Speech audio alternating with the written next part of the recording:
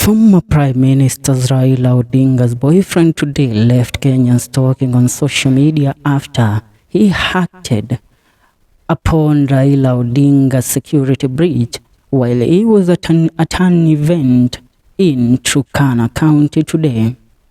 Azimio leader Raila Odinga was on Friday quickly whisked away to safety after chaos erupted at his event at the Turkana Cultural Festival known as Tobonglore. According to reports, the former Prime Minister was invited as the chief guest as a group of Jubilee Party MCAs confronted him. The event took an unexpected turn when some of the attendees began to express their dissatisfaction with Odinga's leadership, resulting in a series of disruptive incidents. As Raila Odinga took the stage, a section of the audience began to boo and criticize the ODM leader, raising concerns about his handling of key appointment and his alleged neglect of the Turkana community. In particular, they cited the controversial nomination of Winnie Odinga to the East African Legislative Assembly (EALA) as a point of contention. In response to the escalating tension, Raila's security team swiftly moved him to a safer location outside the venue, where he later addressed the constituents. The leader, who confronted himself, expressed their disappointment and frustration, accusing him of failing to adequately represent their interests and concerns.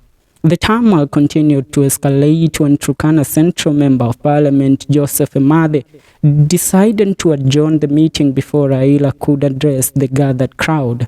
This abrupt decision led to some of Raila Odinga's ODM supporters taking matters into their own hands by storming the podium, demanding that the event proceed as originally planned. There will be no more addresses here, and I have said that, as the Turkana Central MP Joseph Emade stated.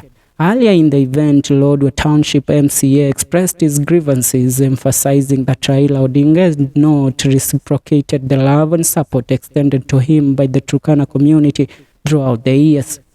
I am a UDA MCA, and I am not afraid to say that I only fear God and electricity. Raila, we have given you respect as our leader. We have approached you with our request. We loved you, but you have not returned the favor. We have individuals in our community who have stood by your side, and instead of nominating them to EALA, you chose to nominate your own daughter, the Turkana Town MCA lamented. This incident has further fueled discussions about the relationship between political leaders and their constituents, and the ongoing debate over equitable representation in the key appointments. What is your comment? Leave your comment on the comment section. See you in the next video. My name is Felix Manda, and this is the FM Update Show, or the Kada ya Kirinyaga YouTube channel.